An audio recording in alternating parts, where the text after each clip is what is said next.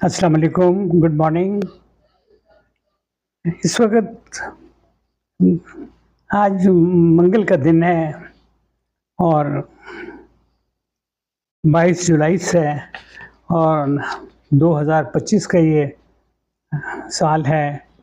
ये पाकिस्तान के लिए तो इस वक़्त बहुत अच्छे हालात हैं, जो हमें फ़िज़ाई झड़पों में हमें कामयाबियाँ हासिल हुई, हमारा कोई इज़्ज़त बहाल हुई और इंडिया को कोई थोड़ी-सी सबक़त उठानी पड़ी और शर्मिंदगी उठानी पड़ी, तो इंडिया बड़ा नाराज़ है। उधर अमेरिका भी जो है पाकिस्तान के साथ कुछ अच्छे ताल्लुकात बन रहे हैं। हमारा वैसे ये दस्तूर है कि जो कोई नया कोई जब हमारे कोई यहाँ कोई चीफ़ आता है, कोई सदर आता है, कोई वज़ीर-ए-आज़म बनता है, कोई आर्मी चीफ़ बनता है, तो अमेरिका उसको अपने पास एक दफ़ा ज़रूर बुलाता है। उसके साथ कोई बातचीत करता है, कोई ऑप्शन देता है, कुछ लेता है। तो हमारे आसिम मुनीर साहब गए, वो बड़ी अच्छी वहाँ उन्होंने पॉलिटिक्स की, डिफेंस के मामले में भी बड़े अच्छा बातचीत की। इससे कुछ हमें इकोनॉमिक्स के भी हमारे हालात कुछ बेहतर हुए। वर्ल्ड बैंक ने और थोड़ी इधर-उधर के इदारों ने हमारे से हामी भर ली, हमें साथ चलाने का वादा कर लिया। अमेरिका ने भी कोई कहा कि जी उनको साथ लेके चला जाए। तो इस तरह करके अब मोदी साहब इस बात पे बहुत सख्त गर्म हैं। वो पाकिस्तान को हर मौके पर हर तरह वो नीचा दिखाना चाहते थे, लेकिन कोई अल्लाह ने हमारी इज़्ज़त रखी। ये झड़प ने जो थी ना, ये फ़िज़ाई झड़प ने हमें ज़ीरो से हीरो बना दिया। तो बड़ा ज़बरदस्त मतलब ये एक पाकिस्तान के लिए कामयाबियाँ हुई। उधर पूरी इंडिया कौम मोदी साहब के पीछे लग गई कि जी में हमें जवाब दें, जी आपने हमारे कितना नुकसान हुआ, कितने हमारे तैयारे हमारे लड़ाका तैयारे, हमारे लड़ाका जहाज़ तबाह हुए हैं और मोदी साहब किसी बात का जवाब देने के लिए तैयार नहीं है। उनके आर्मी चीफ़ जो हैं, उनके एयर चीफ़ हैं, वो कहते हैं जी लड़ाइयों में नुकसान तो होता है। कोई इस तरह के मामलात चल रहे हैं और वो मोदी साहब इस वक़्त वो जो संदूर था वो बिल्कुल आजकल तंदूर में आए हुए हैं। हर तरफ से पंजाबी में ठप्पे लग रही हैं। उधर कांग्रेस वाले भी जो हैं, उनकी जो पॉलिटिकल पार्टी है, वो भी उठ के पड़ रही है। वो कह रही है कि जी हमें जवाब दो, हमें जवाब दो। उधर कौम भी वो कह रही है हमें जवाब दो। कुछ इकोनॉमिक्स के हालात भी कुछ अपसेट हो रहे हैं और कुछ एक शोशा चला हुआ था ब्रिक्स का। कुछ मुल्कों ने मिलके ना कोई नई करेंसी, बीच में चाइना भी शामिल था, कुछ हम भी 4-5 मुल्क 6 मुल्क शामिल थे।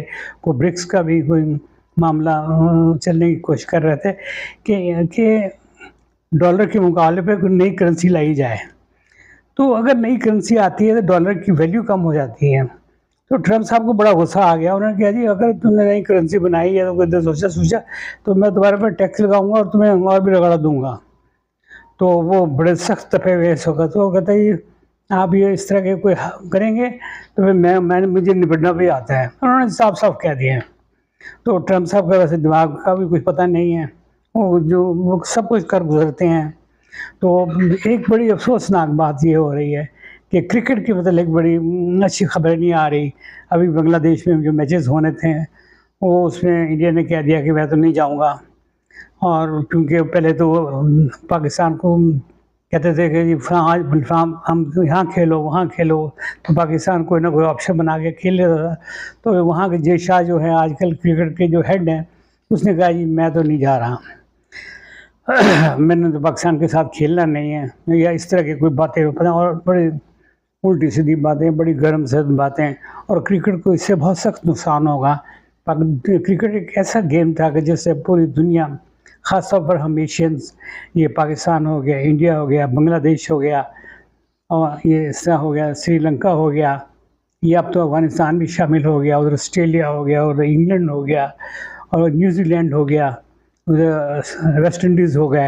ये सारा मुल्क बड़े ज़बरदस्त इवेंट बनते थे और हम लोग जो ख़ास तौर पर हम लोग जो हैं एशियन, हम पिसे-पिसाए लोग थे, हमें एक अच्छे एंटरटेनमेंट मिल जाया करती थी। अब ये कम से कम होती जा रही हैं। वो डोमेस्टिक मैच हो गए, ये प्लेयर को पैसे कमा लेते हैं, लेकिन जो एक international match, test match, one day match इस तरह के जो मुख्तलिफ मैच होते थे, उसमें उनका मज़ा और ही था। उनके टीवी पर देख रहे थे और जौक दर जौक लोग स्टेडियम पे जाया करते थे।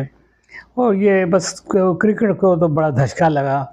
और जो सियासत और जो फ़ौज जो एयर फ़ोर्स और जो नेवी फ़ोर्स, ये सारा इनका चलो जो भी हो रहा है। पॉलिटिशियन अपनी-अपनी गेमें लड़ा रहे हैं और ये इधर तो अब खेल में भी अब पॉलिटिक्स शुरू हो गई है और बस ऊँच-नीच का शुरू हो गया है कि वाहिद वो गेम लोग स्पोर्ट्स में आ गए। हम बड़े-बड़े आपस में जो मुखालफिन थे वो हाथ मिला लिया करते थे। तो अब ये हालात ही बहुत बदल गए हैं। तो हम मुझे सिर्फ़ आज मैं इसलिए ये व्लॉग कर रहा हूँ कि ये क्रिकेट के मतलब भी हमें बहुत ज़्यादा सेटबैक पहुँचने का अंदेशा है।